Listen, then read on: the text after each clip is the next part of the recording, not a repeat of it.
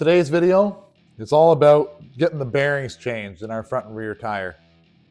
This little tool is a specialty tool that's needed to do the Honda rear bearings. This thing sits in, I'll show you how it works, but it's from Motion Pro. There's the number, 08-0256. So I think this thing's 10 bucks.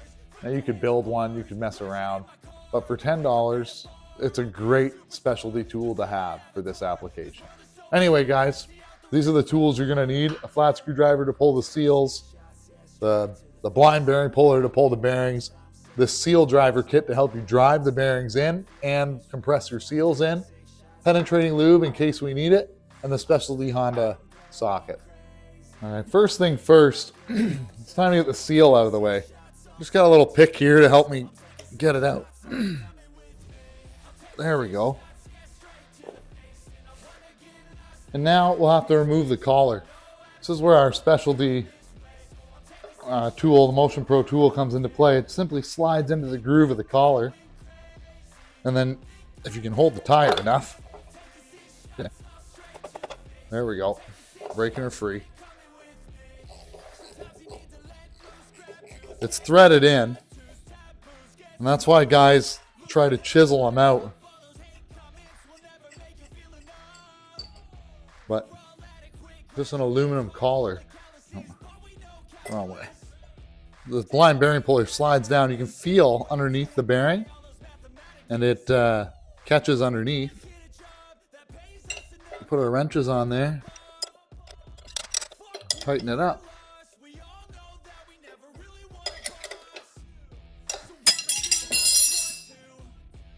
Install the driver. Basically a slide hammer, so you just bang it and the bearing comes out. We'll see how seized in it is. There we go. Tube and everything. We'll flip it over and we do the other side, get the seal out of there. It's coming. There we go. This side is full of grease still. Huh. Wonder if Buddy's changed the bearings not that long ago. Possibly. Might come out real easy. They both feel really good. Huh. Well, guys, these rear bearings, they're brand new. There's two on this side, so we're not going to change them. We're going to repack some grease. We're going to put the new bearing in on the other side. But as far as these two are concerned, we're going to use them. They're spinning no problem. There's no grinding. No sense putting a set of bearings in if you don't need them. So we're just going to take the seal. I'll put some grease on my glove. And then pack the seal in grease. I'll show you guys on the other tire too. And when we're dealing with seals, guys, there's I don't know if I can show you here. That's the outside. See how there's no groove? And the inside has a big groove here. So that groove we pack with grease. And that groove goes down.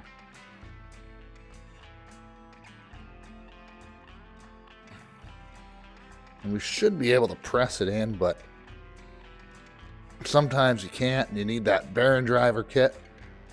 We didn't need to drive the bearings in because, well, they're good. I'll flip it over and grease the inside of this where the bearing has to go. And our number one thing we're not going to forget is to put our tube in. The spacer tube that goes in first came out with the bearing. I'm just packing all around where the bearing's going to go. Then our spacer tube, we can put some grease on it. It's not going to hurt. Drops down in. We take our new bearing, we're going to put some grease on it.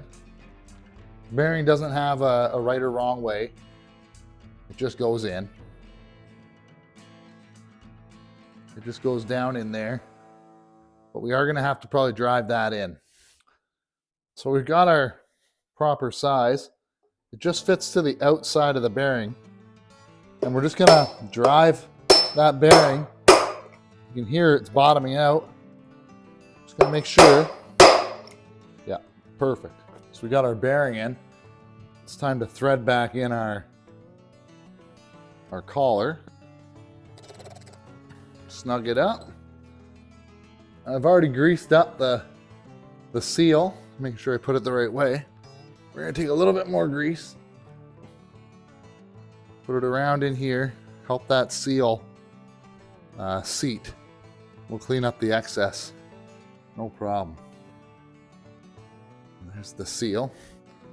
Again, you should be able to push it in. If you can't, you can, if you have the bearing kit or a socket, you can use it to help you push it down. There we go. Rear tire's done. Now the biggest difference between the front and rear tire, guys, it's a smaller bearing, but the big difference is there's only 2 bearings in the front, 1 on each side, and the rear actually has 3 bearings, 2 on one side and 1 on the other. So don't just go buy 2 bearings if you think you're going to do a bearing and seal job.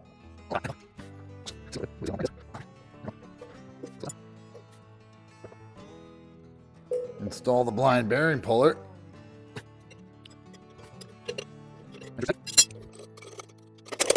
You can see, guys, that somebody, I don't know if it just broke. The inside piece isn't in there. It was down like this, so you wouldn't notice.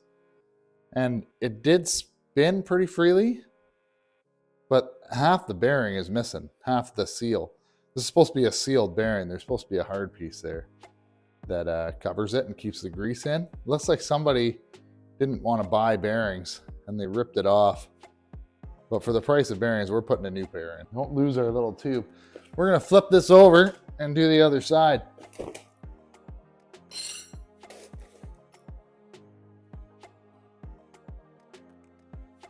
There's our seal, come right out nice and easy. Yeah, it's like they replaced the seals and then saved one of the old bearings. This bearing feels good, but we're going to take it out because I don't trust what he did on the last one.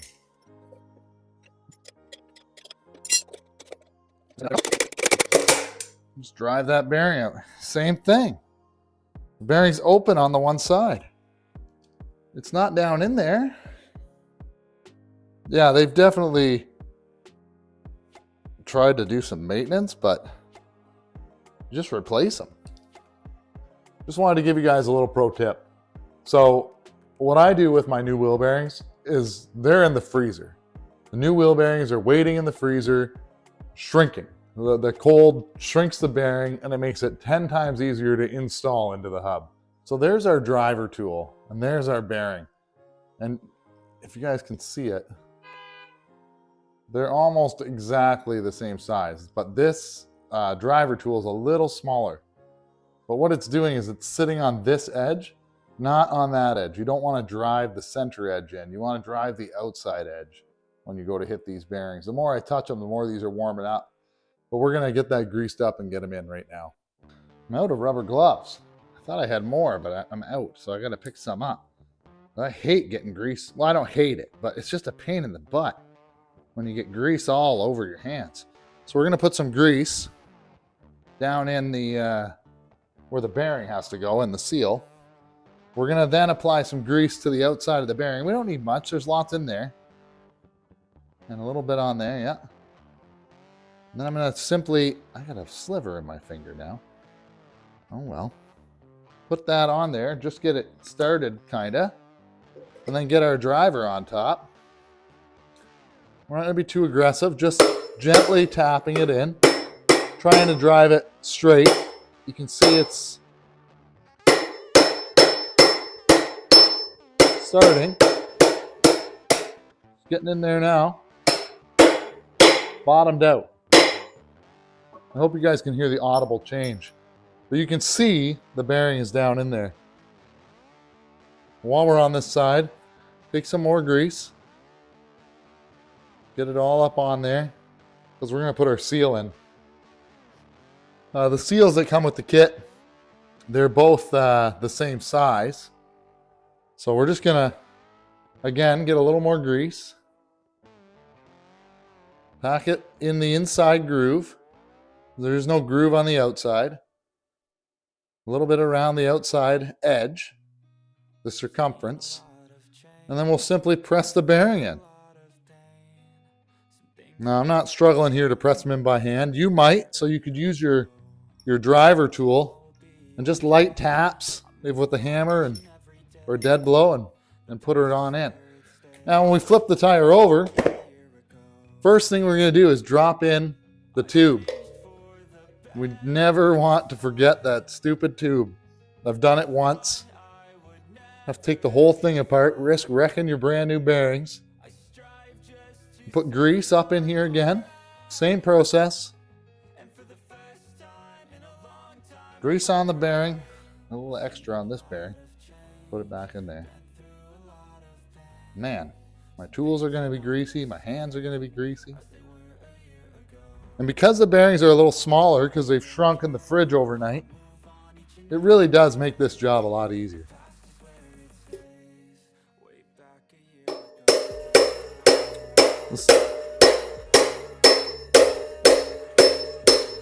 I'm not hitting it hard, just a little bit of force. And then once it's down, one good tap, and it's in there. Same thing, grease the seal. They got these little grooves for a reason. Might as well fill them with grease. There's a spring in there. Just helps everything along the way. I'm just pressing our seal in. We'll use the tool to show you guys. Little tap. We're not trying to drive that seal in. We're just trying to get it in where it needs to go, flush, basically. So our next step, guys, is getting these forks actually in the right position and torqued down. So when I'm talking about aligning these forks properly, guys, right now I've got them crooked any which way, but the vent hole, which is the top screw, you have your clicker screw, and then you have your vent screw. And before you ride, you're supposed to vent off the excess air that's been built up inside the top of the shock, release all the air pressure on the valves. So I've only got one screw holding them right now. We're going to loosen it, adjust these so that they're straight. They'll run fine like this. Don't get me wrong. There's nothing wrong with this other than the fact of the cosmetically, they just don't look right.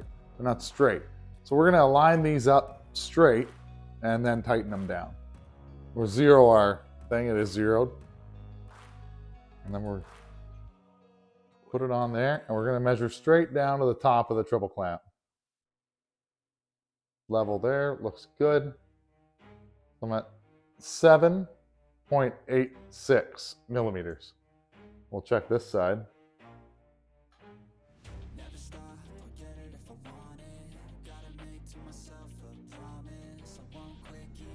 7.92. So 8.6 and 9.2.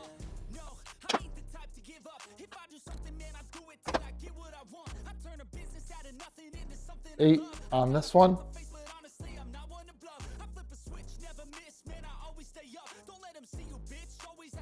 And 8 on this one. Perfect. Now, if you can, guys, if you can get your hands on service manuals, if you plan on rebuilding the bike or keeping the bike for a long time, they are like invaluable. They're worth more than you can imagine. Every single bolt has a torque spec on these bikes, and front suspension torque specs are pretty important. You want to make sure you get them right. So we got the top pinch bolts. They are 23, and the bottoms are 20 Newton meters. So foot-pounds, that's 17 foot-pounds and 14 foot-pounds. So the front end's all back together. We got the suspension all torqued down to spec. The bars are back on and the front wheel's on. It's going to help us get the bike back on the stand and set up for the rest of the build. The wheel bearings were no big job at all. Simply a matter of taking the old parts out and putting new ones back in. The right tools really make the job a lot smoother. Anyway, guys, thanks a lot for watching. Like and subscribe on the video. Leave me a comment down below if you got any questions or concerns, and we'll see you guys in the next one.